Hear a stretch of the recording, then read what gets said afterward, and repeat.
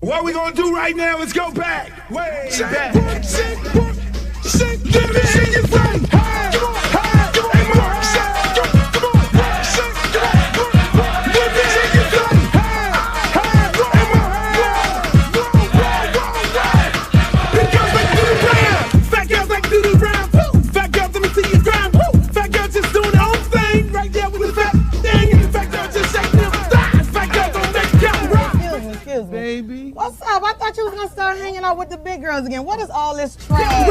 But you like that girl, hit the ground, hit it up, and you hear that sound. Fat girl just looking so sweet. Fat girl don't make it eat. Fat girl just shake it, don't wait. Big girl, let me see you do a thing. Let go, let me see you dance and grind. Shake it up, shake it up, back down. Drop me and then the house. Work it out, work it out, work it out, work it out, work it out. Big girl, big girl, big girl, big girl, big girl, big girl, big girl, big girl, big girl, big girl, big girls like to do the round. Fat girl keep going, don't quit. Fat girl just move the damn hip. Fat girl get down, don't stop. Fat girl wanna see the pop. Shake it, fat girl, shake it fast. Fat girl nigga wanna see that. Fat girl bounce like a pro. Fat girl don't know what you know. Fat girl shake till you rip through what? On the web, that's hard part two. Looks in the house, y'all know the game. Fat girl don't have no shame. Shake that ass, bounce to the beat. Fat girl shake it, jiggle like me. St. Louis, back to the top. Fat girl like to do the round. Work it up, work it up, work it up. Big girl, big girl, big girl, big girl, big girl, big girl, big girl, big girl, big girl, big girl, big girls like to do the round. Hey, hey, hey, mo, hey. Let me hear you say, hey, hey, hey, mo, hey. Big girls like to do the round. Shake, work, work, shake, work, shake, work, shake, work, shake, shake, work, shake, shake, work, shake, work, shake, work, shake. To the ground, to the ground, to the ground, to the ground. I'm sick of this. Now I want to show y'all a real show with the big girls. Oh, fat girl, part 3. Can't hang with 100% beat. Fat girl know that happen, no quit. Fat girl run like you own it. Put your hands on your hips and grip it. Nothing new, I'm loose like it off the net. Fat girl bring crew to top the ground. If not, I'ma pull the panties down. Fat girl bounce hot, stop tripping. If you do, get chicken and hot bitch. With a lot right, come from the night speed. I really shit, get the dead in the way I cheat. But I'm fat girl, show the boy a shot. Let me see if the fat or not. Don't put fat girl, y'all like the ground. Let you out, let me see y'all do the rap.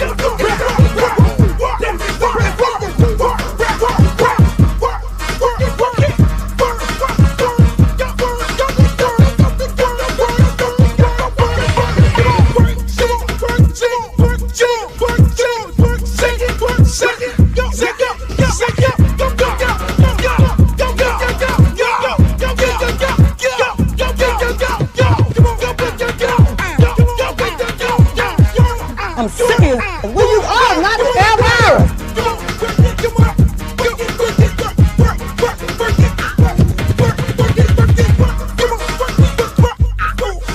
Oh, not the Britney Spears. Hey, how you doing? Big girl, big girl, big girl, big girl, big girl, big girl, big girl, big girl, big girl, big girl. Oh, but ain't the little leprechaun. Girl, your wings are so up. You look a mess. All about the big girls. What about the big girls? Big girl, work it, work it, work. Big girl, work it, work it, work. Big girl, you done suck all the fat off your ass.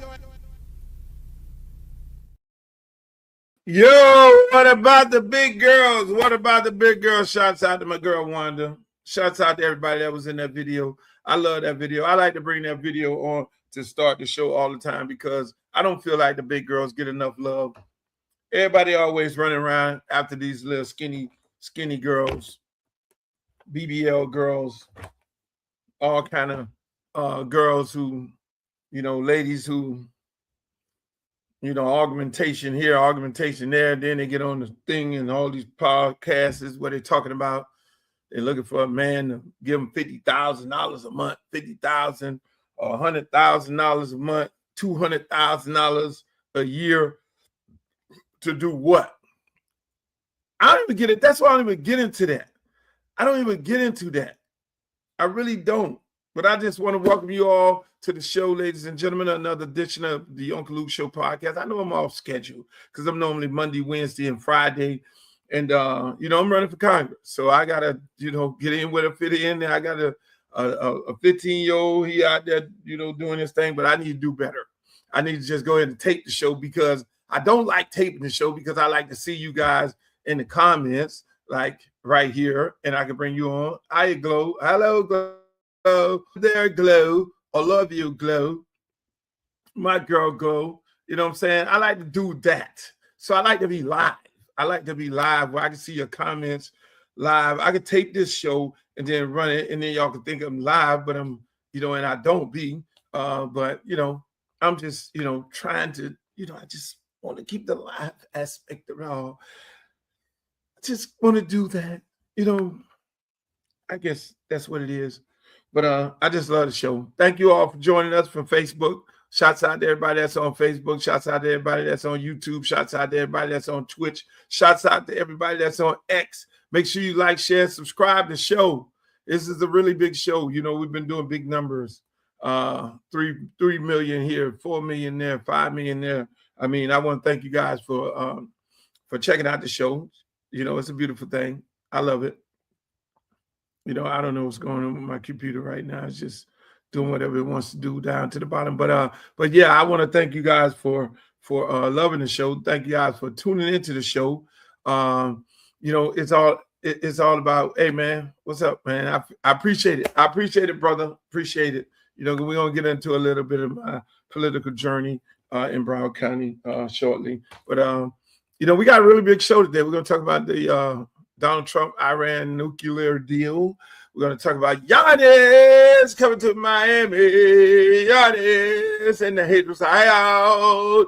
And the haters are out because we got Giannis. It feels almost like, you know, it feels a little bit like LeBron James when he decided to come to Miami, take his talent to South Beach, which I opposed the comment of South Beach, you know. But again, it feels like that.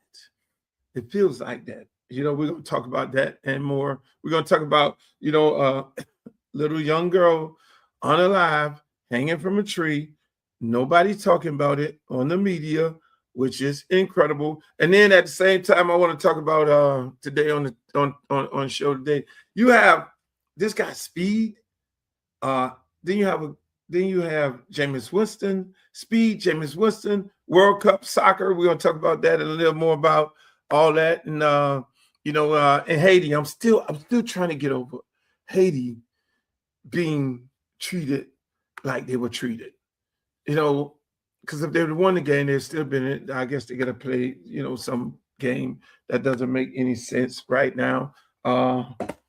Which, you know, they've been eliminated, but they're gonna play another game. But you know, shouts out to Haiti soccer.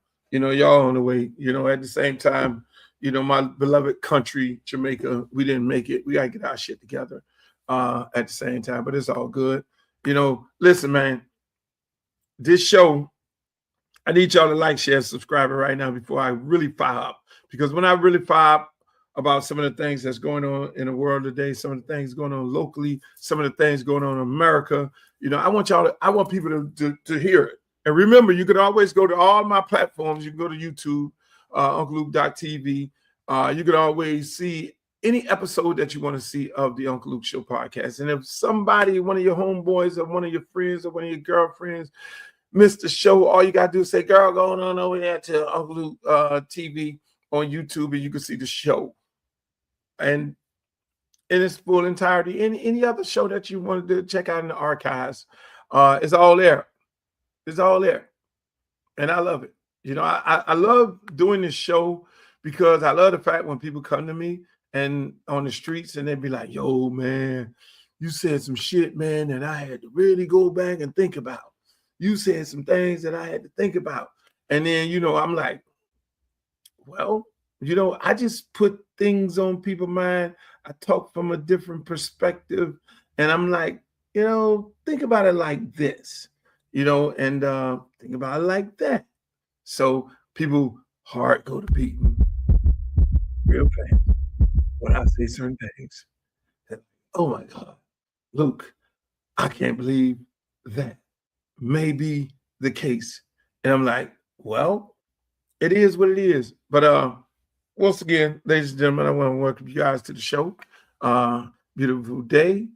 Been raining here in sunny South Florida. It used to be sunny South Florida, but it's really not. It's rainy South Florida. It's a rainy day in South Florida. It's a rainy day in South Florida. I guess it's not raining over there where my son is playing baseball in a tournament and somewhere between Palm Beach and Jupiter. Shouts out to him, Blake Campbell. He out there he's doing his thing, working real hard over the summer. I know most of the kids are working hard over the summer, whether it's football, basketball, baseball. You know, the summer is when they really put in the work, you know, and shouts out to all the parents who are traveling around the country and traveling around the state, traveling around each city, you know, supporting their kids, because that is very, very important that you support your kid and don't have some little funny looking person supporting your kids. So I want to give an applause to all the parents who are taking their kids out on the road, doing the right thing with their kids. That's a beautiful thing.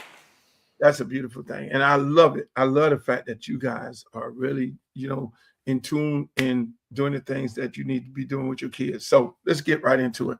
Hey, Donald Trump cuts the nuclear deal. They want to compare.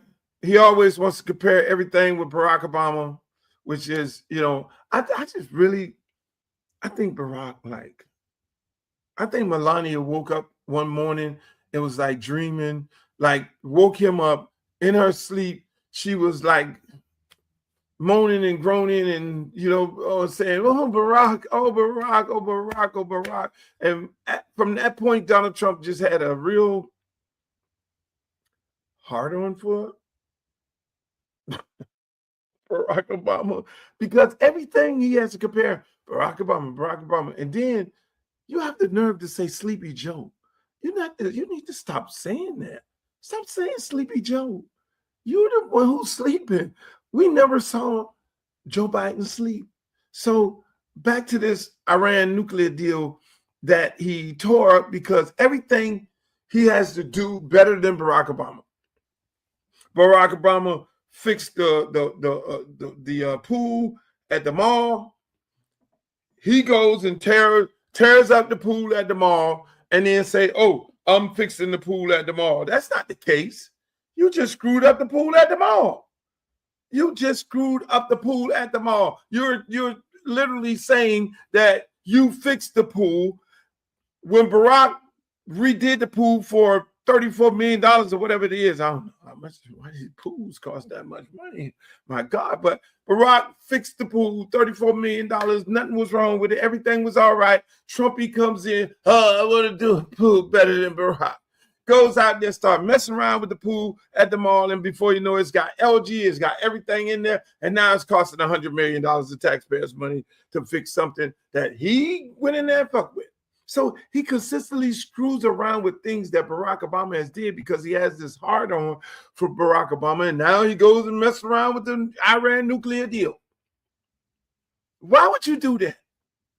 Why would you go and mess with a deal that was already cut? I want to do better deal than Barack.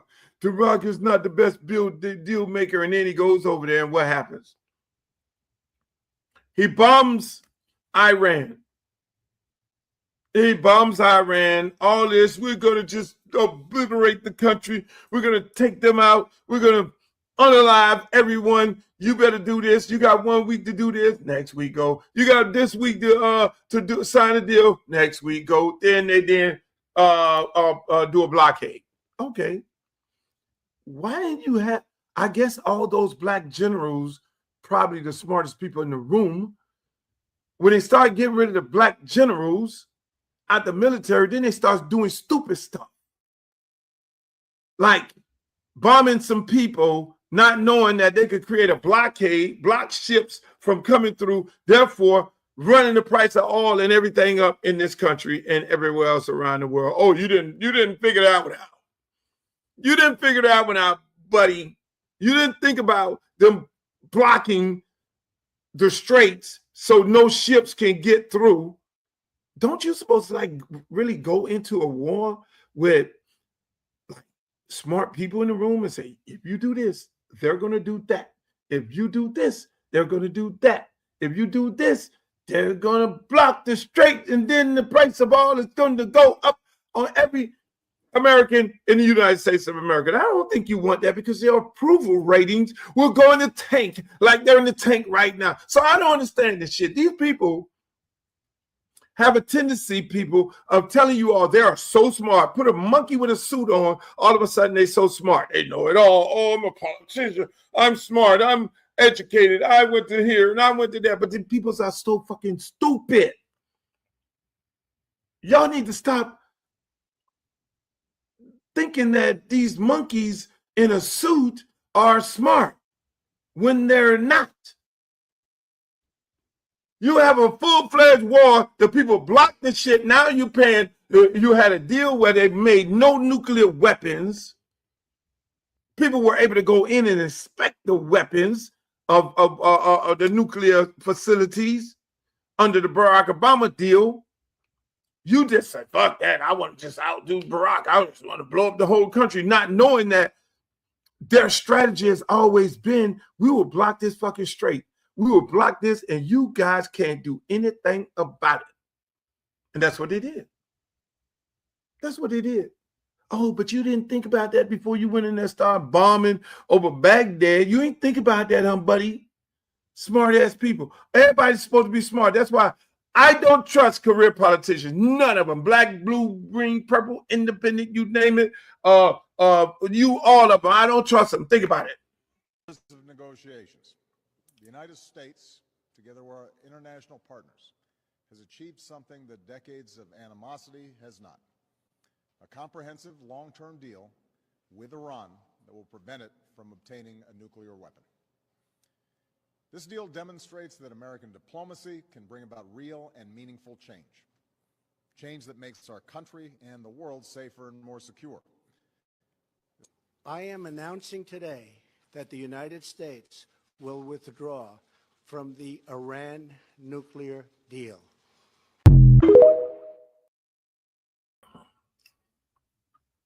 See what I'm saying? See what I'm saying? This man is so obsessed and losing so much money, $100 million on a pool that was already fixed. But because Barack renovated the pool, I need to go renovate it and make it bigger and better. Now the pool is all fucked up in Washington, D.C. Oh, I want to go and do a better deal than Barack that has with Iranian people. Hillary Clinton just the other day got on a podcast and say, that is what they do. Netanyahu gas you up, tell you we getting ready to bomb and you need to be down with us. Duh. And they'll try you. And she said, oh yeah, fuck it. Okay, go ahead. Good luck with that. Oh, come on, let's talk. And then they suckered this man into it. How did you really go into a war not knowing that these people, oh, I got all the big guns. But it is not going into a war. It's not about who has the most money, who has the biggest guns.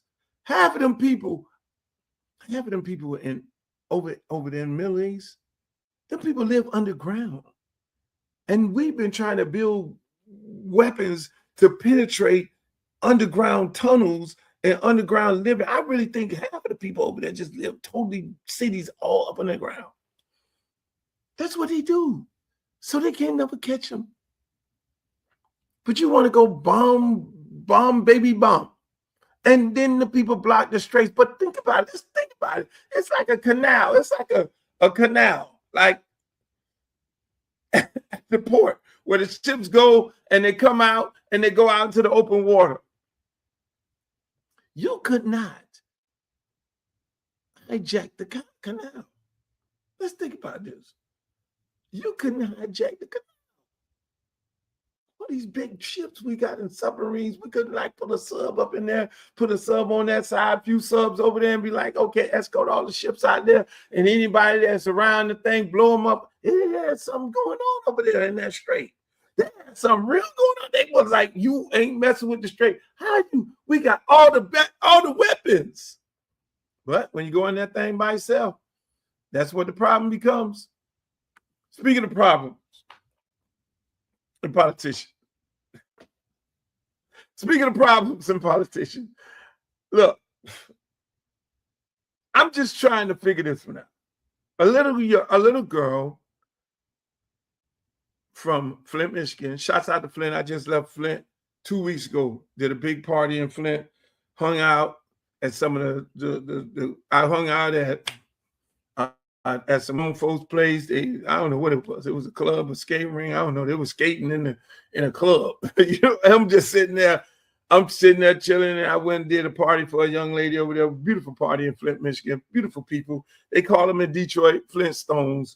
I don't know why they call them Flintstones. I don't know whether that's a derogatory term, but when you hang out in Detroit so much like I do, I mean the D, I love the D. But a young lady was unalive, found hanging from a tree at a prominent park in Miami, Gwen Cherry Park, which is our rival Liberty City Optimist. Now, mind you, let me just set this up before I have this clip play of this young man describing where this young lady was unalived at Gwen Cherry Park. Right now, going on Gwen Cherry Park, if you go out there right now, it's a bunch of kids out there, cheerleaders, football players, everybody. It's just tons of kids out there throughout the week, Monday through Friday, because everybody's playing football. It's like NFL Yet Center there. It's a train track in the back. It's a lot of trees in the back. And it's like a real living, bright, vibrant situation. It's not like, there's a little bit of rural area in the back, which the county needs to do a better job of cutting down trees and pedicure and manicure. But again, it's a Black community, so they have a tendency in Miami-Dade County to not give a shit about Black communities, and that's how it is all across the country until they gentrified and white people or Hispanic people move in, and all of a sudden shit get clean, and it's always clean. So that's a whole other story. But let's talk about this right here. No news covered this. South Florida, normally you have Sheldon Fox, you name it, Jim Tafiti. Oh, a young lady was unalive, found hanging from a tree, or whatever it may be. It comes across this. Let me just set up. This is how it works in media, right? Because a lot of y'all don't know how media really works, and I want to explain to y'all how it works, because a lot of times, when you're on the outside looking in at how media actually work and how the police department actually works with media, the police department has a joint relationship with media. They have parties, police department, all of them. They'll bring in the media, they'll bring in the people who cover the police department. They wine and dine them, they take them out, they give them leaks on certain situations and certain crimes. That's why you'll see certain things come out when it's a trial. They have a real working, the media don't have a working relationship similar to what the police department has with the media. They love them up. They bring them to the gala. They'll do ride-alongs. They have a relationship. The whole media department at the police department, they have a budget to wine and dine media. So I say that to say this. You have a relationship with media where they give leaks and stuff. Oh, this is a leak to certain media members of the media, and it comes out, and all of a sudden, breaking news, such and such the knife was found. You know what I'm saying? And the judge has then put a muzzle on the media. These things happen. That's the working relationship they have with the media. And I'll on to say this when it comes to the media. When this is how it works, how does the media end up on a scene? They have in their newsroom, they have the police on speed dial. They have a police radio that listens to every call that comes in. So for instance, if Luther Campbell, if a call comes in Broward County, Luther Campbell just threw his dog out the house and the police is responding, it comes across the radio, the police radio, Luther Campbell address, did this, did that, then that automatically alerts the media. Oh, Luther Campbell, oh, yo, shit, let's go. We got to go there. Boogity. Or if there's a fatal car crash on I-95 and 3 people were unalive, oh, we hearing that on the radio, the media hopping in the truck like they're 5 men, no different than the police department, and they on the scene right then. A young lady is found unalive hanging from a tree at Gwen Cherry Park. That would come across the radio no different than anything else would come across the radio. So why didn't the media respond? That's how it worked. Why didn't they respond? Did somebody call them and tell them not to respond? Normally they would be out there. They put rope up, media's over there. Ladies and gentlemen, we're live on the scene at Gwen Cherry Park where so many kids are playing football and so many young people are out here enjoying themselves. We don't know the details of it, but there's a little girl that's hanging from a tree. You heard none of that. You heard none of that. Miami media, 7, 6, 4, 10. Miami Herald, Sun Sentinel. I'm calling all y'all out. You guys are full of shit. What really happened? Why are you suppressing this story? What is really going on? What Big Willie, a big wig, did this to this girl? Something in the milk ain't clean, like my old girl always say. Why y'all ain't covering this? We ain't in Alabama. This big metropolitan Miami. Oh, because the World Cup here? Oh, because y'all don't want what's really going on? I've always had this problem when it came to the media, because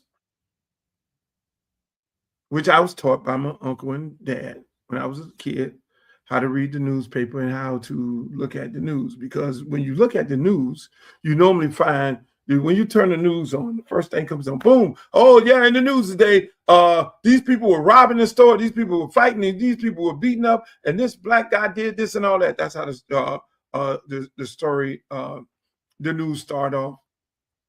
Then it goes into sport. Oh, this black guy, he did this to his girlfriend. Same way. When the news ends, it becomes, oh, the bed race in Coconut Grove. How beautiful it is to be white and right. We're jumping through the tulips and all that. Then here's the other part. Here's the other part. They would say the city, when it comes to a black community, they'll say in the news, check it out. Don't take my word. They'll be like, in Liberty City today, it was the shooting in Liberty City on the block of such and such and such and da-da-da. Because they always say, if it bleeds, it leads. Right? Oh, and then there'll be a shooting in a white neighborhood.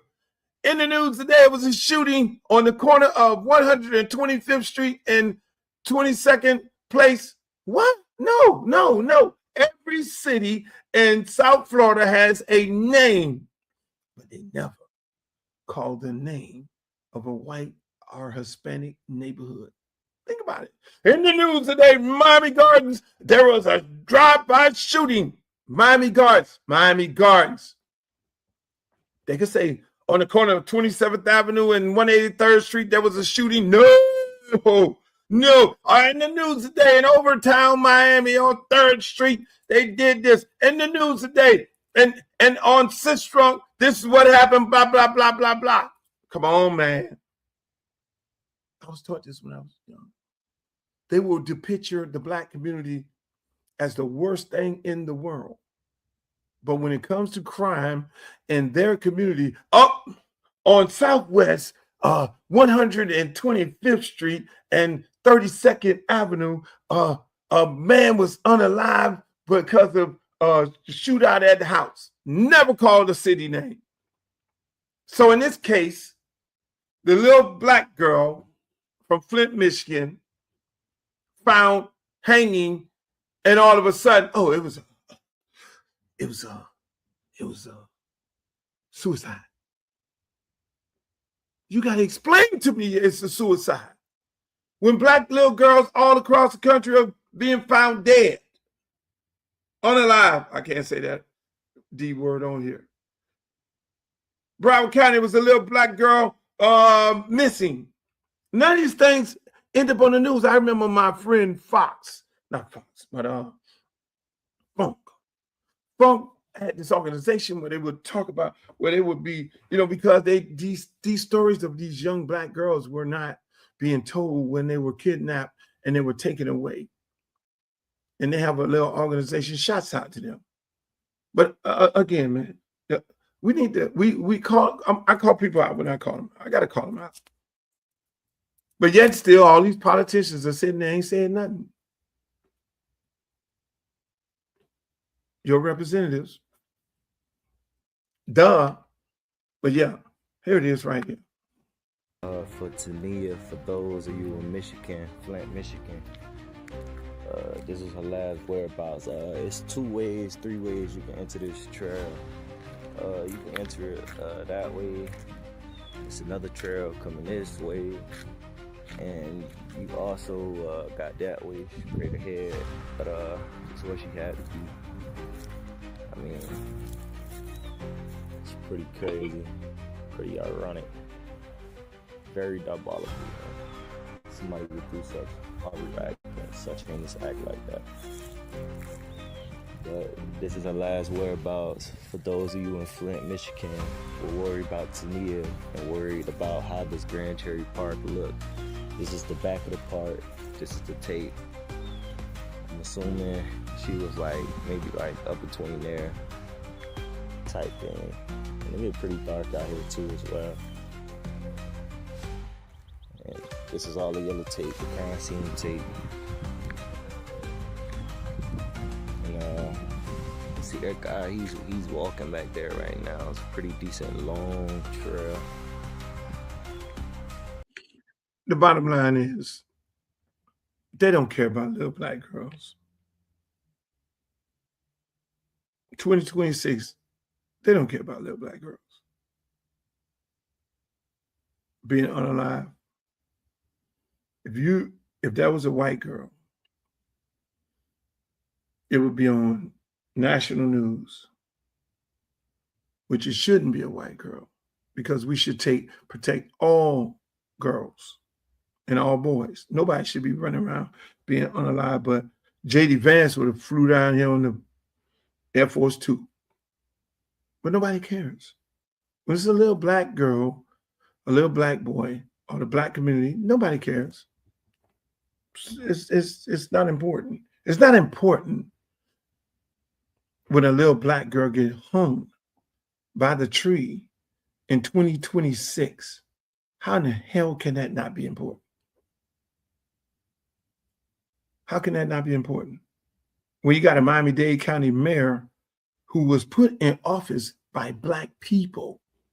These people forget so fast, but they know they can they know they can buy black community members to then run around and tell black people to vote for them when they don't give a shit about them. Because the cycle continues on a continuous basis. We don't give a shit about you because we buy you. We'll buy your election. We'll buy your pastors. We'll buy your community activists. We'll buy your ass. And you're going to do what we say do. And we don't give a rat's ass about you. And that's the problem with us. We're not aligned with anything. We're not aligned like we used to be. Even though Malcolm and Martin were not on the same page, and H. Rap Brown and Martin and all these guys were not on the same page. One was like, okay, we're going to do it in a non-violent way. And the other one was like, yo, we're going to do this thing in a violent way. But they were aligned. They were aligned when it came to the protection of African Americans and black people in this country. They were aligned. They were aligned. One just wanted to go and fight. And the other one didn't want to go fight. The other one's like, okay. And then one, they ain't never really had no beef. They was like, one turn the cheek and one do it a certain type of way. One was like, yo, let me go talk to these people here. And I was like, man, fuck that. We ain't talking to these people, man. We going out here and fight. We gonna fight back. We ain't turning no other cheek. They ain't finna put no water hose on us, do all these things like that there. Oh no, when they do this. And so here we are today where we're not even aligned like that. We're not aligned. We're not, they've infiltrated everything that we have as a power structure. They've infiltrated it. They've infiltrated it and they've bought and paid off every individual in it. Normally, back in the days, you would have the NAACP standing outside, the ACLU, every other kind of alphabet, protecting the good people of the black community and demanding justice for this young lady who was hung on a tree. When you was hanging black people back in the slavery days, it was real serious. Black people really, it was a real uproar. But right now today, it ain't that, because we're not even aligned. Them people have invaded every one of our organizations. We are totally controlled by them from within. They are the cancer that's in the body of the black community. Well, we don't say shit. The internet has to interject. The young people on TikTok has to interject and say, hello, we have a problem here. A little black girl was unalive hanging by on a tree in Gwen Cherry Park. In Gwen Cherry Park. This is a place that I've been to many times when my Liberty City Optimus Warriors went over there and played, and the kids from Broward County went over there and played. This is a prominent NFL Yet Center has a center there on this location. And it's not a problem because we're not aligned. We're not aligned at all. We get told what to do and what to say. This is an election year. Normally when it's an election year, people who are running for office, this is what they say, we're going to stop crime and we're going to defend the people of the community and all this. And you got fucking dudes that's running for Congress in this district. I'm in Congressional District 20. These guys are Congressional District 24. And none of them said nothing. Goes to show you what type of representation you're going to get, the crew that you got to pick from. I'm just saying. That's a whole nother story. Because I'm going to tell y'all right now, if you don't, in that district, if you don't, everybody keep talking about, they have these big ceremonies, somebody saying, yes, I'm passing the torch to you and all this and everything, and everybody's supposed to vote that way. But I'm going to tell y'all one thing right now, I'm going to tell you to your face. There's one person, not to get off that subject of the young lady online, but I'm going to just interject into this portion right here. Y'all doing all this passing torches and shit. The GOAT of this 24 election in Congress, until you get Dorothy Bendross Mendingal, school board member, to endorse you are in for the battle of your life. That is the GOAT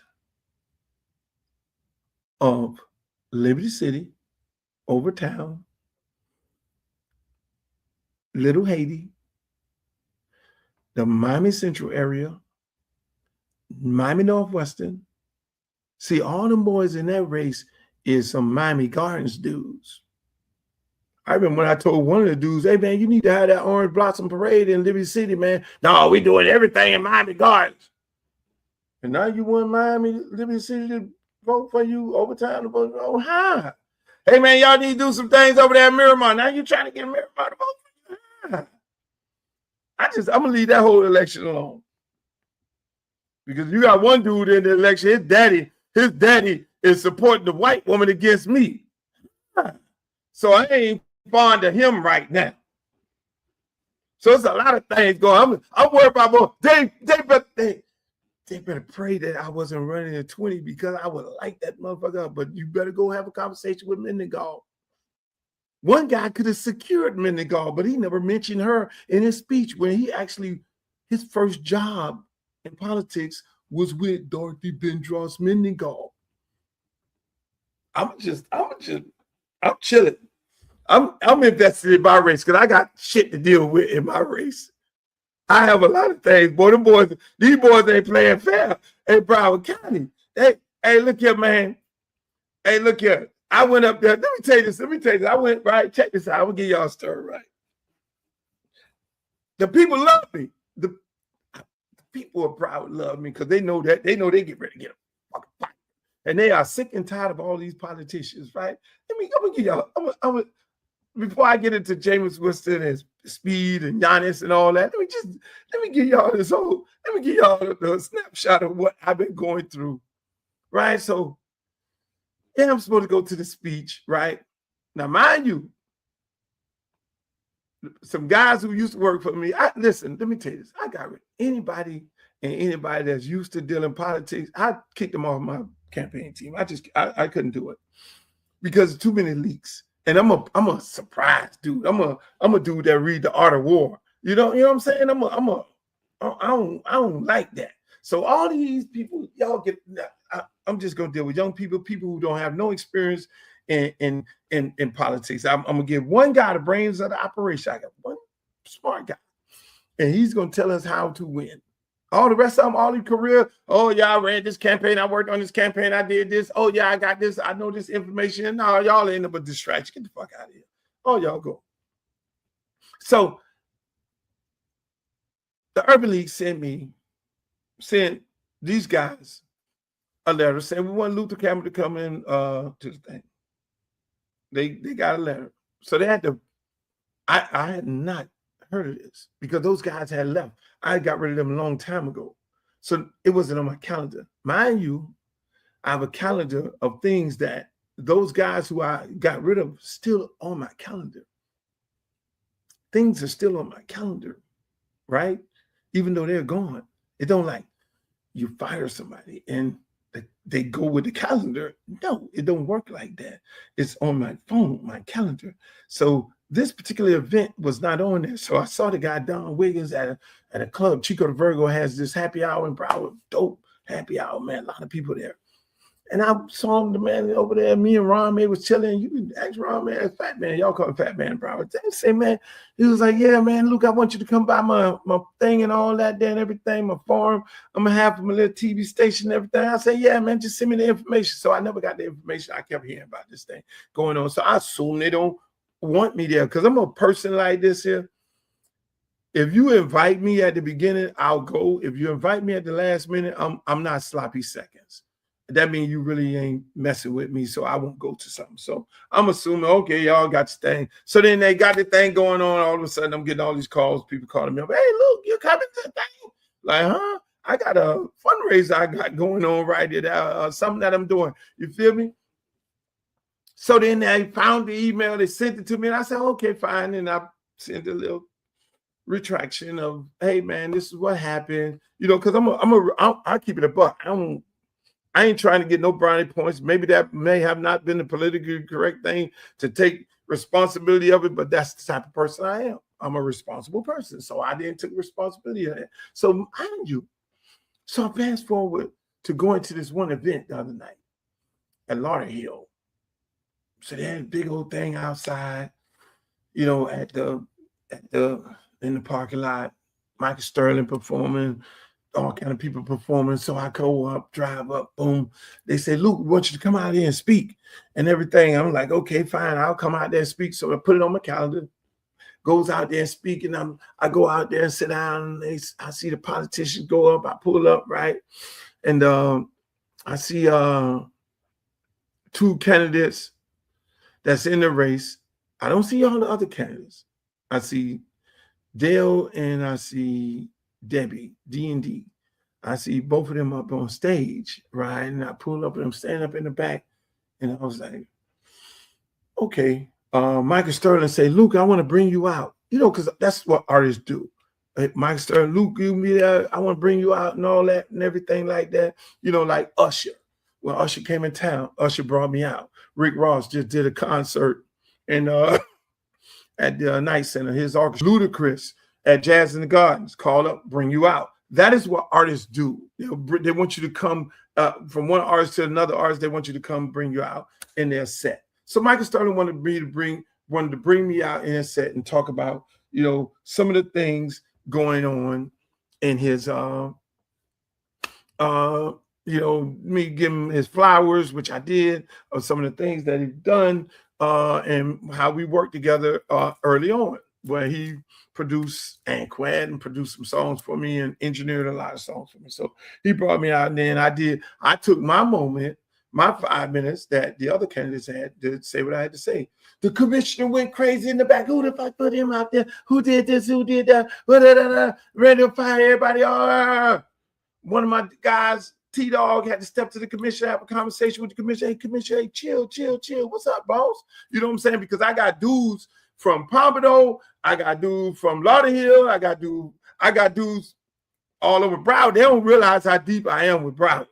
You know what I'm saying? George, I go back, George Campbell and Fat Man, and we go back. Like we really fuck with each other. You know what I'm saying? So they don't know how deep I am. That's why they look around. They just think I'm some, you know, I've just moved to Broward 15 years ago. I'm a Dade County dude, so I don't really know nobody. No. Them dudes, like, you see me on them pictures with them dudes, like, we really, like, been here for years. And so people like me in shock, like how deeply entrenched I'm in with the neighborhood, right? With shots out the neighborhood, y'all got to take your ass out there, folks, because this is a tough battle here. I got candidates, in my opinion, paying off people and all that. So the man went crazy and all that, and then I'm just chilling. I'm over there looking, and they tell me about all these things after. So it was never came to me. You feel me? That okay, they didn't want me to be there, but it's every along the way, because these people who I'm running in this race, they're career politicians, and they know all the other politicians. So when it comes to politicians, and that's why I made it my business not to really reach out to elected officials, because I know these elected officials are aligned with some of these career politicians who are in this race, and just to go have a conversation with them about them supporting my campaign. I know it's a non-factor.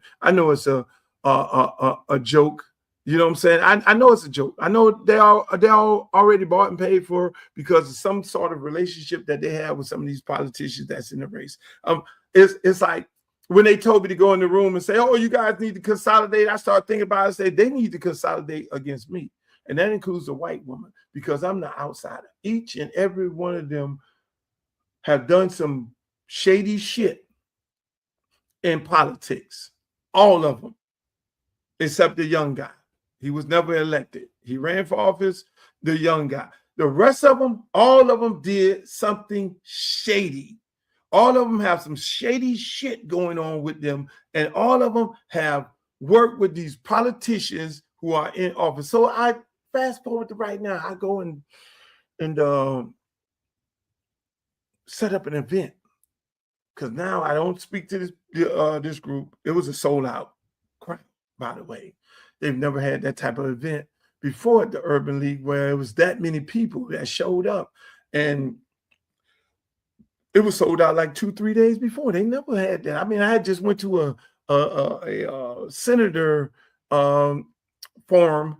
Check this out. I went to a senator forum where Angie Nixon was there. It was just Angie Nixon, the Republican person. The rest of the people didn't show up. It was no big deal. It wasn't in the Sun Sentinel that all these other people didn't show up. It wasn't in Miami Herald. It wasn't widely broadcast that. It was like 8 other people who did not show up in Hopewell Church, but I know the reason why they didn't show up in that church. But for that pastor, but they didn't show up. Nobody said nothing.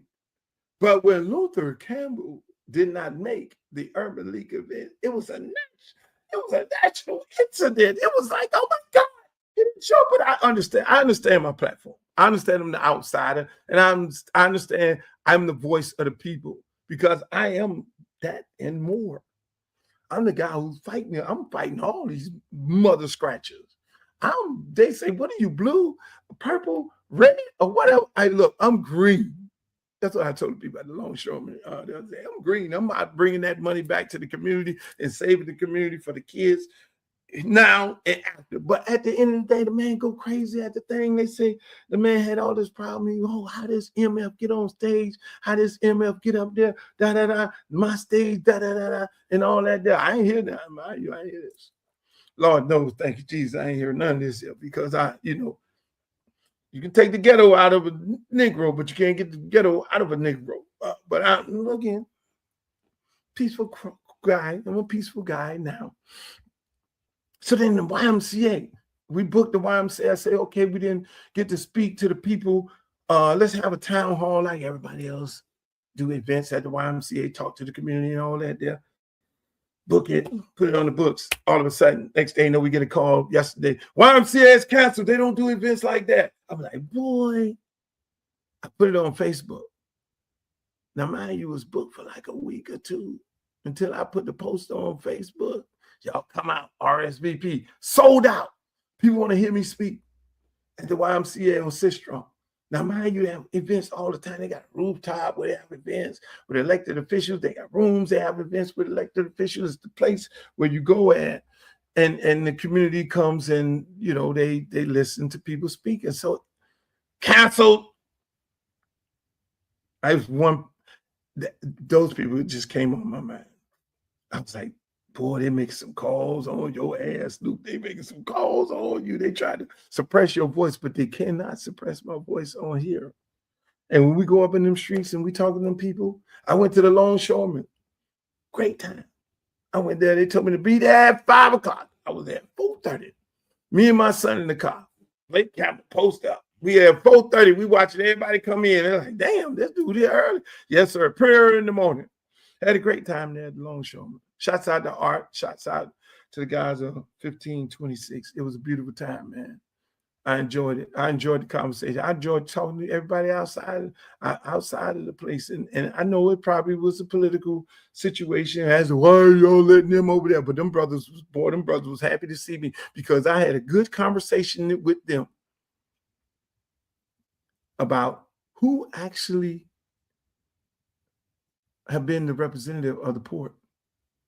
Jared Moskowitz, Debbie Wasserman Schultz, because they just had her in there like a week ago. I said, I wonder what she came in here to say. She had never been in there before. But mind you, I had to let them know that she is the one who actually represents the port.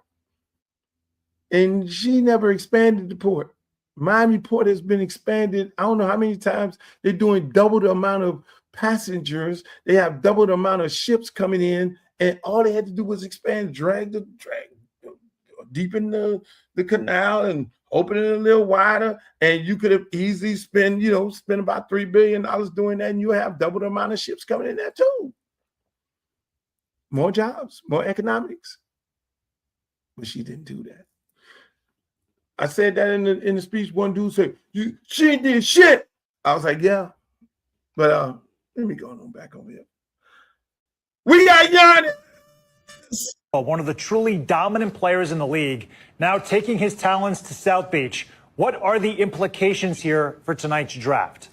Blockbuster, sending shockwaves through the entire league, Sam. This has been something that's been talked about for a number of years, but of course it's only heated up in the last year. You have Giannis, an icon player for the Milwaukee Bucks, and Bobby Portis going to the Miami Heat, South Beach, as you just mentioned, for an entire team, starting with Tyler Hero, Khalil Ware, Jaime Jaquez, another few players, as well as 3 first-round picks, and this also includes the 13th pick in the draft. And so this is huge. A lot of things are going to still take place.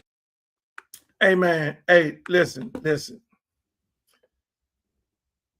I'm so happy.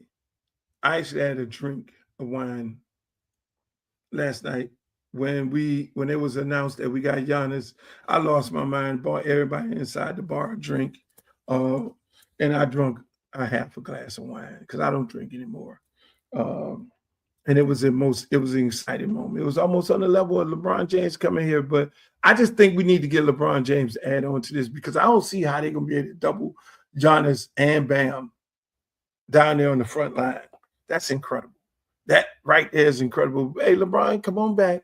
Come on back, LeBron. We need you on back here. Well, we don't need you, but we would like to have you back here because you could just stand out there and shoot freely because them boys will be trying to double them dudes down there, and you like to pass the ball. Pat Riley cut the deal. Y'all get little feelings to the side. Let the man have his milk and cookies on the plane, and let's do that and keep it moving. Speaking about keeping it moving, speaking about Giannis, hey man, you got some soccer sensations, some streamers, some YouTubers, some guys who are making some headways in this World Cup. This guy Speed, I didn't know about him until I talked to Streeter. He was like, "Yo, that dude is the number one streamer in the world. He went all through Africa streaming. Look at this. Check this kid out."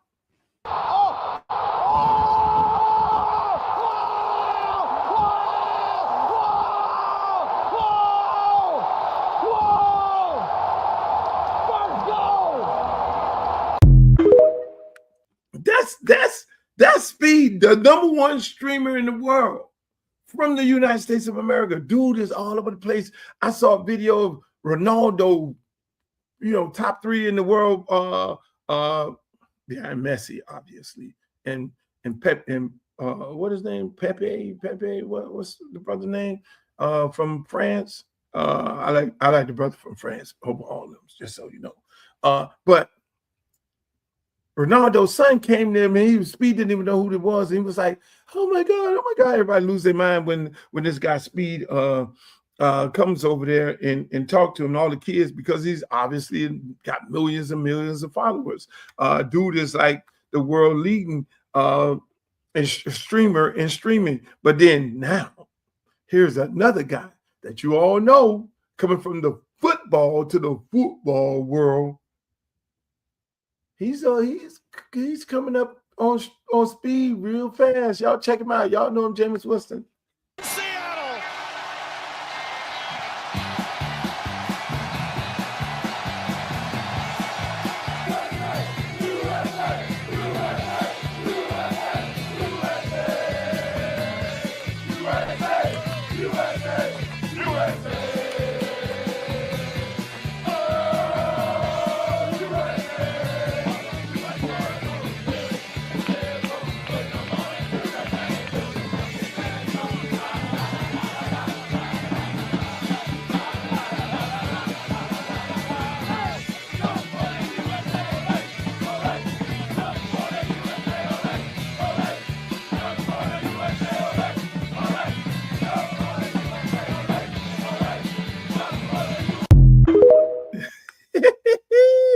Hey, that Jameis Winston, I love him. This dude is high on life.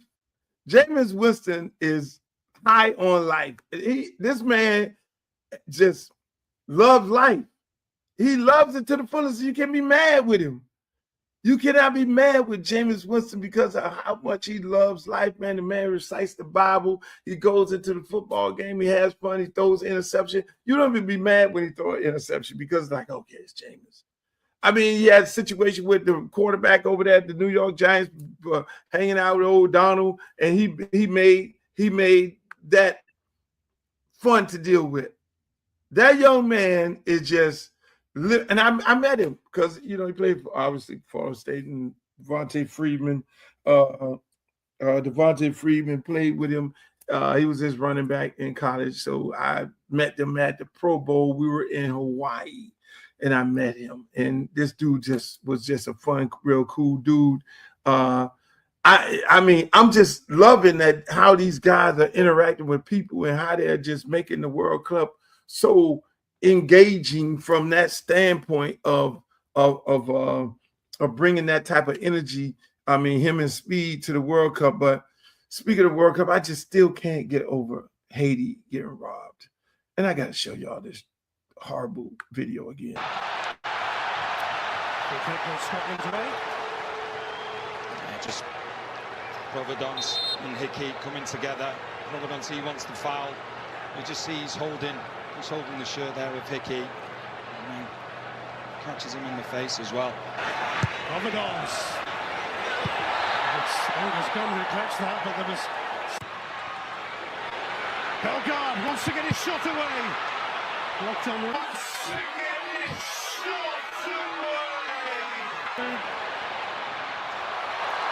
And Haiti, does he come back for more? It's Providence. Done a very, very good job. Still a little bit of time to go yet. Throw. Oh, Kenny McLean came in high there. It's going to be a yellow card as he caught Casimir, inviting Haiti on here. Oh, it's a really poor challenge as well. Well, I tell you, the way they did Haiti to get Haiti up out of there, it was pathetic. I was looking at a soccer match today where Ronaldo, them guy scored a goal, guy created a penalty in the middle of the field. After the penalty, he scored a goal. They looked at it on the replay and they took it back. And they took the goal back because the guy had created a penalty before he kicked the ball, passed it to another dude. And it just, I'm like saying, why they didn't do that in that situation? But again, the officiating is horrible in soccer. And I started thinking about the officiating because somebody tell me, I just started looking at it while I was looking at this match today. You know, I'm working and I'm looking at the match, looking at the match. And I'm looking up there, I'm saying to myself, is it only one referee out there in the middle of the field? That guy running up and down the field. I'm like, hold on, how the hell can they just have one official officiating the entire match? It was amazing. I don't know. But again, Jameis Winston, speed, Haiti, get robbed. It's a beautiful situation. But again, I'm just happy that these guys are enjoying themselves, man. Hey, listen, I want to tell y'all, I'll just tell you a little bit about my campaign. It's going good. Last night we had a great time with Juvenile and Manny Fresh. I went and did their podcast last night. I went earlier yesterday and I did the early in the morning. I went to the Longshoreman, had a great time there talking to those good fellas over there at the Longshoreman. We're looking for a great week. We're gonna do I'm gonna do a party at a senior citizen home. I'm gonna take my homeboy Larry Dog there, and we're gonna take the band there. We're gonna have us a good time. I'm not telling y'all where it's at because I don't want none of these unscrupulous people that are in my race getting on the phone calling up the senior home. Don't let Luther in there, because that's a lot of that's going on. This is a real serious race. Let me just say this, people. It's real serious. Like I was explaining to Juvenile and Manny Fresh, they were like, "Man, why you doing this? How is the parallel between politics and entertainment?" I say, look, man, when you get on stage, you say you rep your city, right? Say, yeah. Well, we are representative as hip hop artists. We are representatives of our cities, but we need to be able to take. I said, Juby, let me explain to you something. You know how powerful you are? Because he was like, I really don't understand. Shouts out to Juvenile. I didn't know his daughter goes to the University of Miami. Boy, he did this, and I was like, huh? He's like, yeah, my daughter go to the University of Miami. Shouts out to Juvenile for sending his daughter to the University of Miami. And I'm like, look, man. And when he said that, I said this. I said, no, man, you are powerful. We all are powerful because we have so many fans. And a lot of times, a lot of politicians asked us to support their campaign and all that. But on a local level, it's better to support on a local level. I said, right now, if you're over 50, that means your fan base is over 50. I'm over 60. My fan base is over 60. So they have a tendency of putting me in a hole with rappers thinking that my fan base is young. No, the people who came up with Uncle Luke came up with Uncle Luke. Some came up with Luke Skywalker. And some came up with Uncle Luke. So I got two different generations of people who know me and know my travels, know my fight when I fought and went to the Supreme Court, know all these different things. So a lot of people have a tendency of trying to pigeonhole me with young people because they say young people don't vote. And I say this to young people, if you listen to this show right now, get your ass out there and vote. And it's our job as of the older generation to encourage them to go out and vote, because right now it is very, very important. And I explained to him, I was like, look, man, if you go down to your city where you live at and you say, I want these things to happen in my city, and if you don't, then I'm gonna go out and say, don't vote for you. And they'll get scared and they'll do what they need to do. I was like, a lot of times I got a lot of things, whether it was parks built, whether it was stadiums built, whether it was more funding for the kids, year-round job programs for the kids, anything that I needed to get done in my community, I was able to get done because they know I got a platform. My platform, the people who are in my platform, the people who are my fans, they're voters. They're the people of the community. And so when they know you'll speak out against them, they'll tighten up and give the community what they really need, because those are the people that they want to have turned on them are turned up to go and vote. And so that's the same situation. I told them also, I said, man, and I told this to the people at the port. I said, guys at the port, let me explain to y'all something, how serious this race is. I'm saying this to you guys on here right now. And I'm saying this to every person in Congressional District 20 and everybody around the country. My race is arguably one of the most important races, congressional races in the United States of America, because we have a white Democrat that the Black Democratic Party, who's not in line or in touch with Black people, have not said one thing about her trying to erase a Black seat that's been held by Blacks in a predominantly Black area with 54% African Americans. We have a Democrat, a white Democrat woman, trying to do the same thing that they're speaking out against Republicans for gerrymandering maps and erasing Black representation in Alabama, Tennessee, and Louisiana. And so I was explaining to them, I say, we have that going on in my race. That's why my race is so very important, and why I'm speaking on CNN, I'm speaking on all these national networks, because it's very, very important, because the Democratic Party is really hypocrites. They're really fucking hypocrites. If you can go after the Republican Party, but you won't go after your own people in your party for the same thing that the Republican Party is doing, you're hypocrites. You're literally hypocrites. So I said this to both groups of guys, Manny, Fresh, and Juvie, and the guys at the port. I said, think about, why is this moment so important?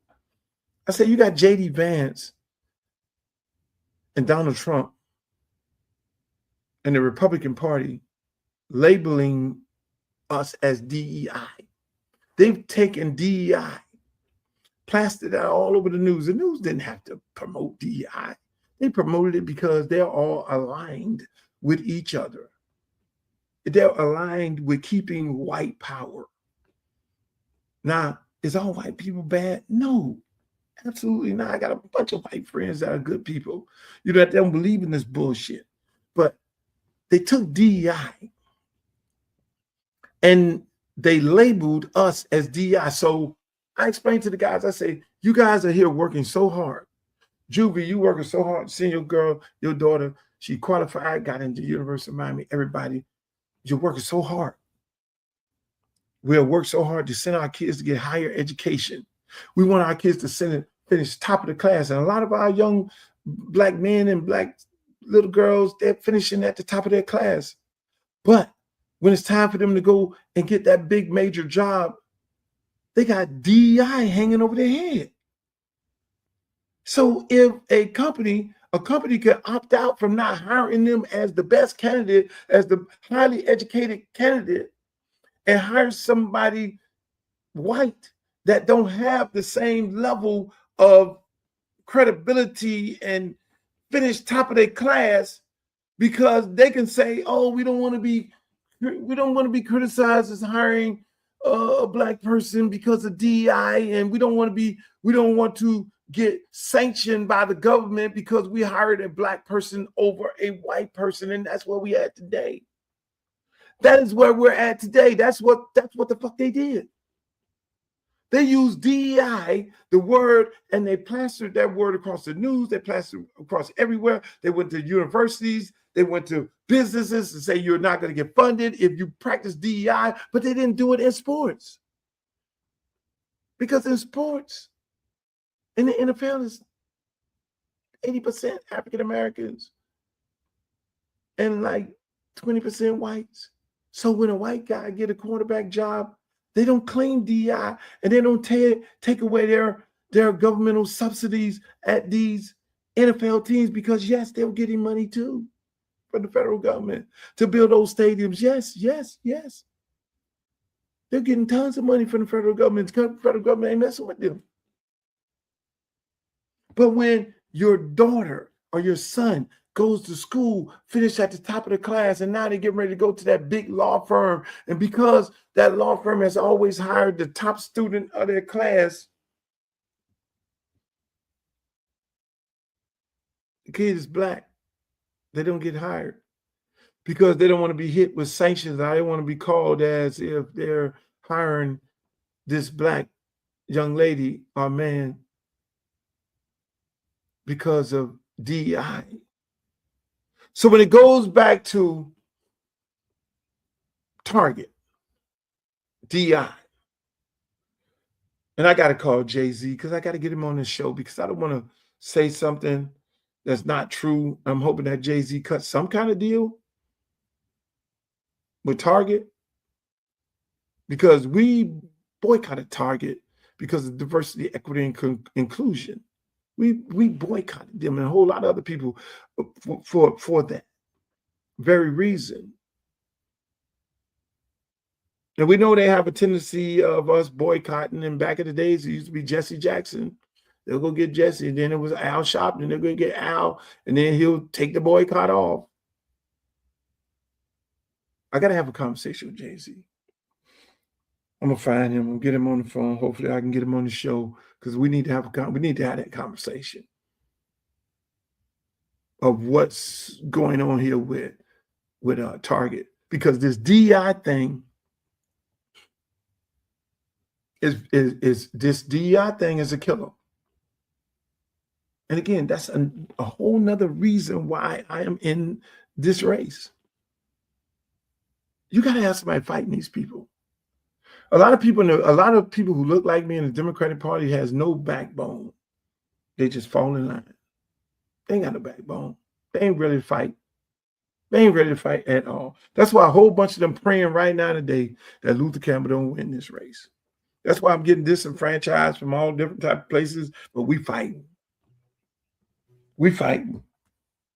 The fight is real. We'll fight because we are the opposition. We are the voice of the voices. We are the voice of reason. We're voice of change. We're voice of the people.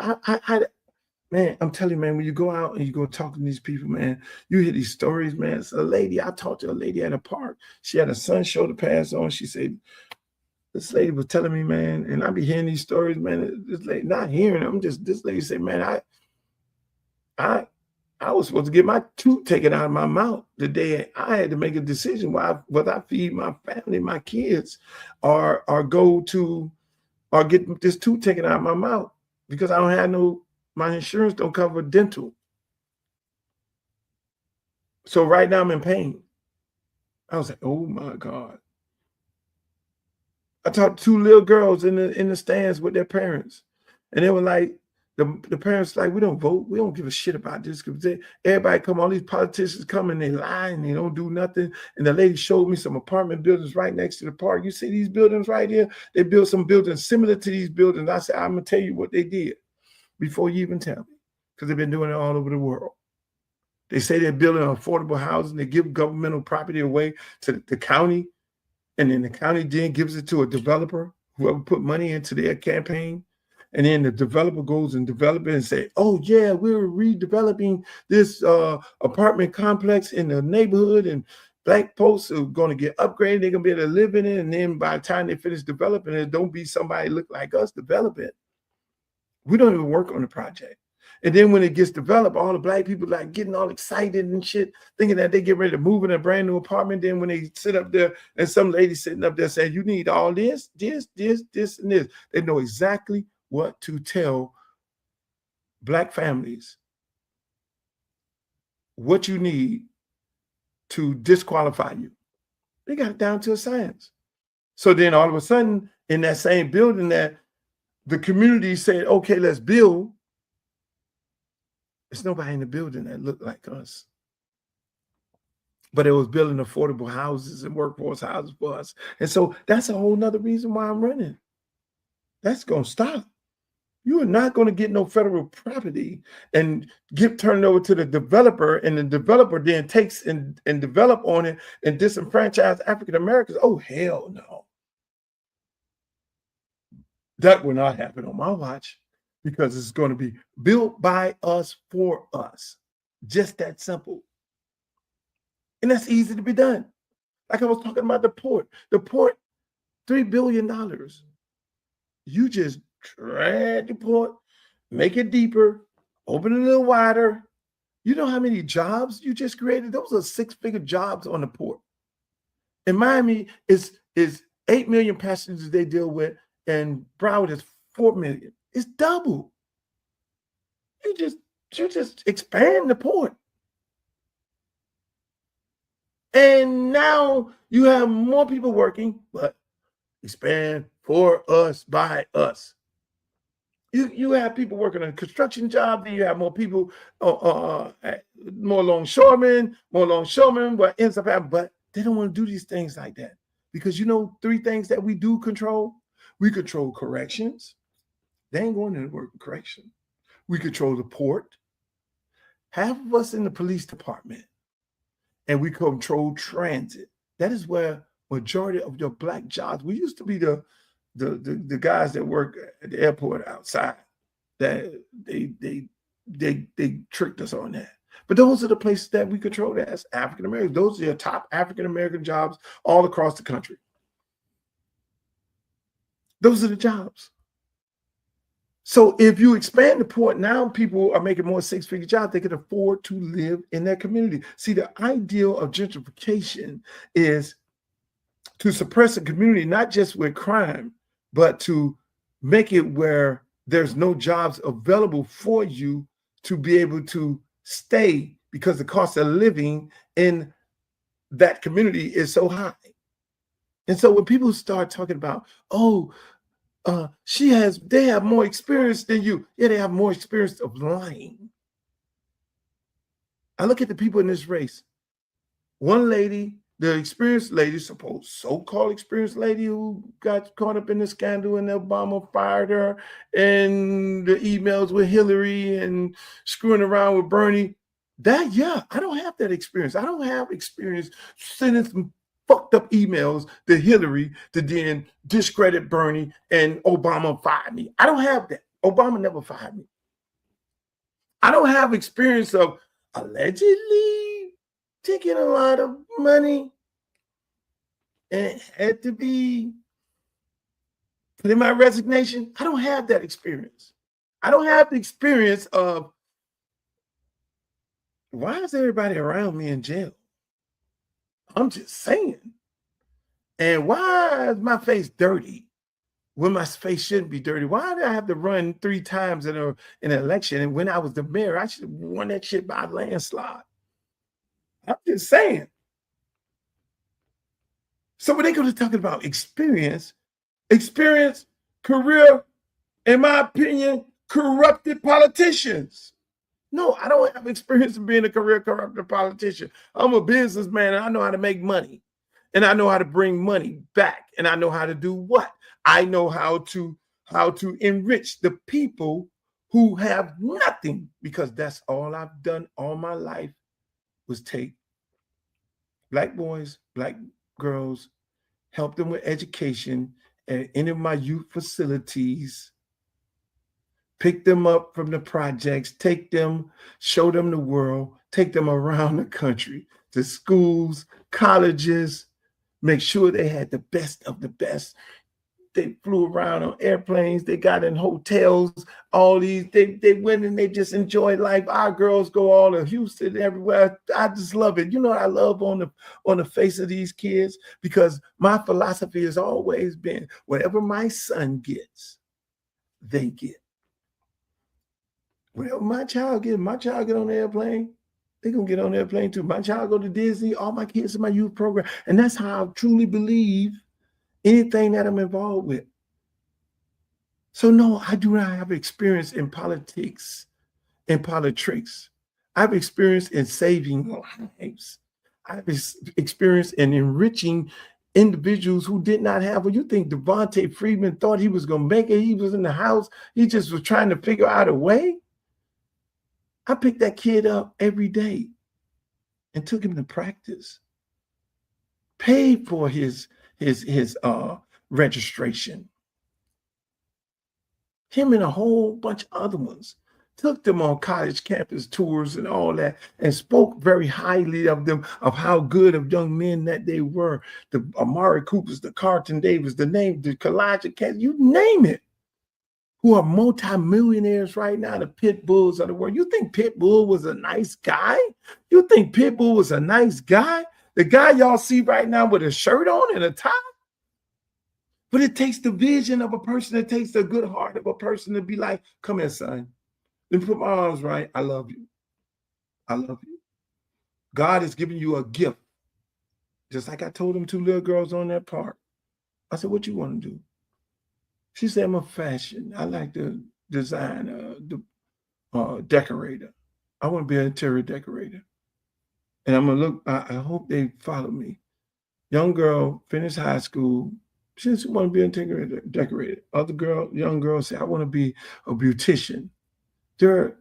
You take young people like that and you expand on what they love the most and you help them along the way. And I could just list a whole lot of them because they have the gift. They have God's gift that they're able to do these things that you know, if they want to do it, they'll put forth maximum effort, because we as a people have always pulled ourselves up by the bootstrap, but we as a people have a lot of bullshit within our community. They know we're powerful when we're together. They know we're powerful when we're together, and they know the most important thing is to divide us as a people. And so they'll send in Cyrus, like on Django. They'll send in house niggas to infiltrate field Negroes. See, I'm a field Negro. They'll send them in to try and infiltrate or take us from out of line. Because right now we're not aligned together. We're not aligned. We're way offline. And the elected officials that we have in the House with the big mouths, the big all this here, they don't say nothing about this lady running in this race. I have no respect for nobody in there. I'm going to keep it above. I don't have no respect for nobody. Because right is right and wrong is wrong. That's what our parents have always taught us. I don't have no respect for the people who ride this lady around the district and parade her up to the barbecue truck and to these places, and the lady got on the commercial. It's sickening to have the lady in the commercial with the little black kids in the commercial. You ain't never did that before. Is that what they call that? It's I don't even know the word. Pandering? What is that? How can you? And he says because experience, but that's what they do. And we fall for it. So what makes this election so important? If we as a Black community fall for this, like Memphis did, when they ran this white guy in this predominantly Black neighborhood and say it's okay for Mr. Jane to run, It's okay. He's gonna be all right. They run the same play. They run the same play on us all the time. They paraded him around. He had all the money. He bought pastors. He bought this guy. Bought the elected people, and he just rolled them around. And what ended up happening? He won. And Memphis, that area of Memphis, has not been the same ever since. Everybody keeps talking about old crime in Memphis. It ain't never been the same since. That district, whatever, and that white man and a black person has never been able to overthrow him since. So here we are today. It's a defining moment for me, to be honest with you. But I have faith in these people. I know it's going to be some tricked up shit going on with the ballots. I know it's going to be some tricked up. I'm going to probably I'm going to have to spend more money right now on lawyers watching ballots come in, boy, because it ain't there. Hey, I don't trust nobody at the Department of Elections in Broward County. I'm gonna tell you right now, I don't trust nobody. I know it's gonna be some tricked up stuff. It's gonna be some tricked up stuff, and that is gonna. Hey, when they talk about rig, because when you do one thing and you're paying off so many different people in elected seats and all that, don't think for 1 minute you ain't getting ready to pay somebody off when it comes to the election. There's going to be some gerrymandering of the ballots. But again, ladies and gentlemen, this, like I say, this race is important. You're talking about affordable housing, built by us, for us. No, they're trying to gentrify. They're trying to finish it off. They don't want people making more money. Because if I build a house, it's going to be built by us, for us. Then therefore, people are going to be making money. People are going to be able to afford to stay there. The houses are going to be our houses because you're going to be able to get back in the house. Small business. I'm running against a bunch of people talking about they trying to do, they looked at my platform. Okay, yeah, we're going to support small business. Not one of these people owned a small business. Even the white lady left the University of Florida, went straight into politics. She never even worked for nobody. How the fuck you going to be talking about you know what it takes to own a small business when you never worked with somebody? And that's the lady parading around. That's the lady the pastor's getting in the back room with. 4 pastors. I got your name, by the way. She's experienced. You experienced. You never owned a small business. You never gave money to anybody in this community. You didn't even know how to go and find the money. What? Come on, let's be real. Oh, I'm going to be a powerful person. I can be able to do. No. What are you going to do? We got kids right now in high schools. These high schools, they need tech and trade schools. Really? That's what I'm on. All my kids go to college, and all my kids make big money. They're good citizens. Expand healthcare. Fuck expanding healthcare. How about making it free? Medicare, Medicaid, because you got Medicare, Medicaid, seniors, and folks who can't afford insurance. How about just make the shit free? Won't that make sense? This lady actually voted against reparation, a test, just a little test. I fuck that. No reparation. Never supported it. So experiencing what? I know I'm experiencing bringing resources back to my community. So now you give me the federal government and that big bag they got, and I know the issues that our people are suffering from in our community. I got experience in bringing the money back. I got experience in developing. We got a lot of people in this community that need help. Every day I go and see these kids. I go see these parents. I go talk to these mothers. And these mothers are in a situation that they're in right now that they've been in for the last 30 years because of people like these same old Uncle Tom black politicians who have sold them out and have sold their communities. Well, I told them guys at the port, at the Longshoreman Hall, I said, is this drunk like it was 20 years ago? Y'all tell me. Is it like it was 20 years ago? No. I said they're getting ready to try to finish the job off.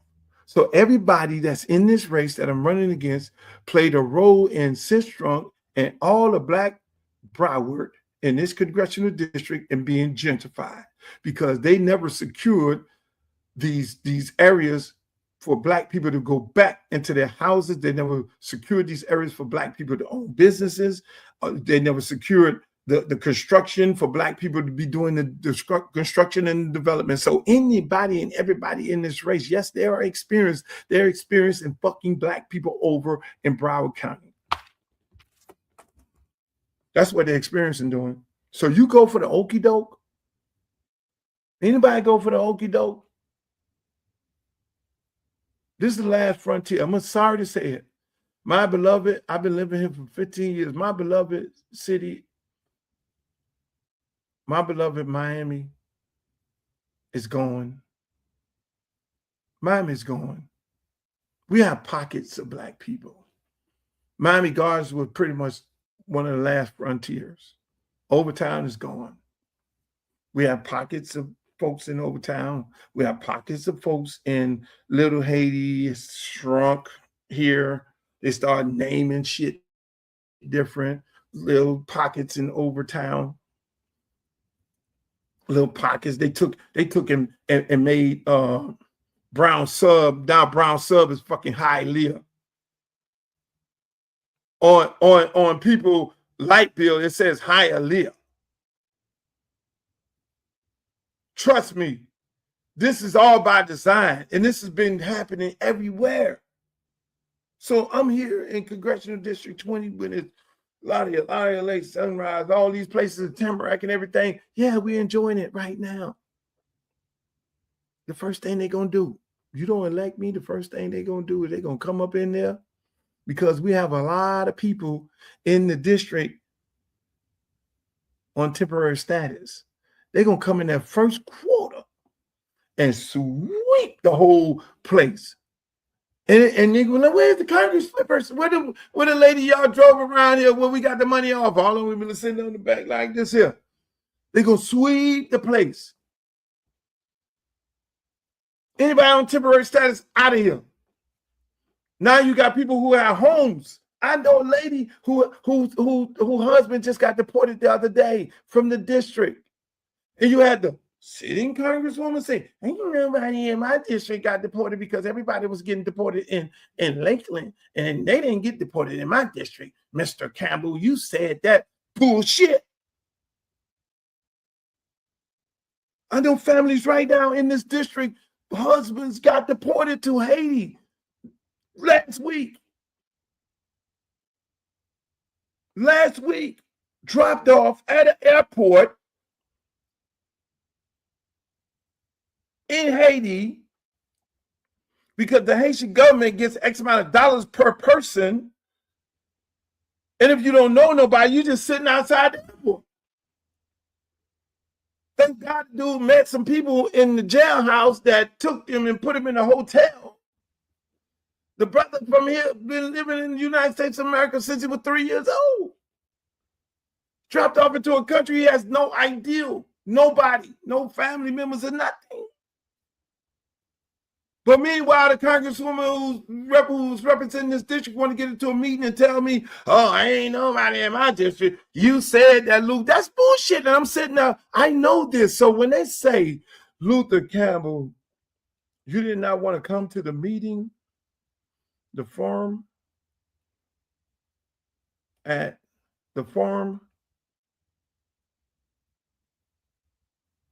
they had in Broward County, they better thank Jesus, God, Allah, whoever you pray to that I didn't come.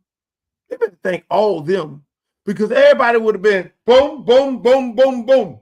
Everybody would have been sitting up there looking with the cake face. You know how the cake look. Everybody would have, because I'd have went straight down the line. I'd have went straight down the line. You.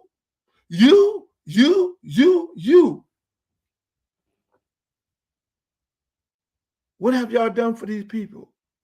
So I tell people around this country, this is a new day. This is a new day. Lord help me. If I go up in that and if I go up in that Washington, God bless me and the people of Broward County send me to Washington. It will be a new day. It will be a new day for African Americans in this country. Because finally the day will come where you won't have to be switching over to be independent just because you don't want to vote for neither one of them. The day will come, that day will come where you can be proud. You can go back to the song and say it loud, I'm black and I'm proud. Because right now, we ain't black and we proud. Because our elected officials are the people who stand for us are all selling us out. We get sold out on every corner, whether it's in the entertainment, whether it's on TV, we get sold out all across the board where we just sitting on this shit, talking this intellectual shit about what they doing, but ain't nobody stepping up. Ain't nobody stepping up. I'm the only one stepping up. What you doing? I'm stepping up. I'm getting off this damn podcast and have my ass in a race. I'm not running for my life. I'm running to save people because the people decide that they don't want me.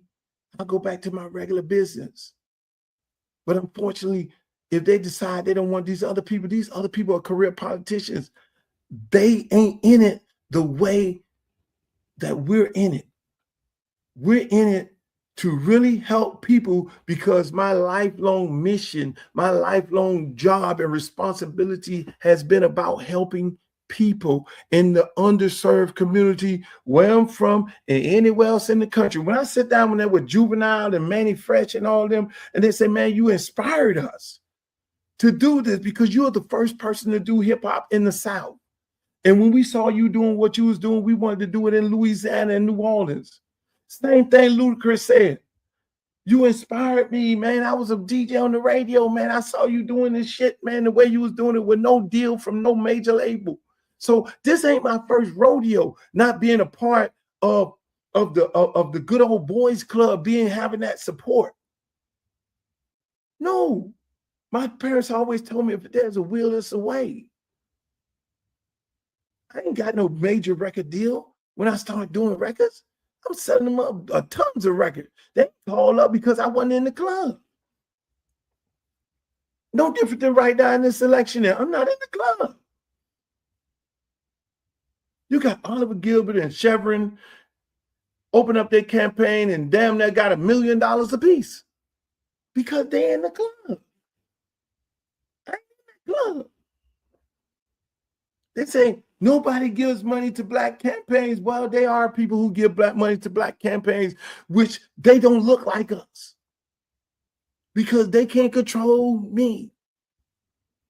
And all these other people, they won't have a job. They're looking for a job. Our black politicians are lawyers and all these things. White politicians, Hispanic politicians, they work for the major law firms. They're proud to have them working at a major law firm. Our politicians have their own, if they're lawyers, they have their own practice. Or if they're not lawyers, they work for UPS and all kind of other shit like that. They don't have a job. There's a job, so they're easy to be influenced. They ain't coming with their own money. I go back to the corporate world. I'm just trying to help. It's not a popularity contest for me. It's not that. If I was in a race with a bunch of people that I knew somebody in the room would do the right thing, I wouldn't be in this race. If I was in a race where I didn't think that this was the last frontier for African Americans in South Florida because black people have gave away Miami, Palm Beach, all of South Florida, and this is the last frontier of black people, I wouldn't be in this race. I really genuinely love these people, and I know I know how serious this is. And I know I'm up against a monster. I know I'm up against the devil because the devil ain't playing. I'm God sent. And I'm going to fight that devil every time. I don't have no problem with that. And it ain't about money with me. When I started my record company, it wasn't about money. I ain't had no money. I had the Honda Accord. And I put my one record in there. I took the record, I went and made me 15 records. I made 25 records. I sold it 25, flipped that money and bought 50 records and sold that. And then I kept going like that. That's no different than this campaign. I refuse to buy this campaign. Everybody come and they say, man, you're going to put your own money in. No, because it's the people campaign. Because when you put your own money, we just saw one of the candidates allegedly put her own money into the campaign, and now she had to resign because there was too much going on with the money. And now this lady is facing an indictment. No, that's buying a seat. This is the people's seat. I will run this campaign with $50 if I have to, because the campaign of starting hip hop in the South was ran with $0. And I won. When I look at everybody in the South, the pit bulls of the world, riding around in their own jets, Rick Ross riding around his own jet, Trick Daddy got his pots, and y'all go buy his pots, and Trina and all these people, and Ludacris and Lil Jon and everybody around the world, all in the South, and Juvenile and Manny Fresh and all these people doing big things from the South. I look at them people and I say, those are the children that I inspired with no money. I didn't buy my way into the music business. I see what Master P doing. I love it. I love my guys. All of my guys. So they ain't sitting there like, oh, what, man? Yeah. We're doing something different. This is the moment where we take back the Black community from the ones who sold it out. I'm the perfect person to fight. And that's what I'm going to do. I'm going to fight to the end. I just hope you guys support me, support this campaign. Go on my website, volunteer, send $5. That's what it's all about. www.luthercampbellforcongress.com. That's my show, ladies and gentlemen. I enjoyed myself. Hopefully you guys did too. Adios, amigos. May the good news be yours. The next great congressman from the state of Florida, and his name will be Luther Campbell. I'm civil rights attorney Ben Crump, often referred to as Black America's Attorney General. I grew up in Fort Lauderdale, Florida, went to high school at South Plantation High School. My dad still lives in Parkway.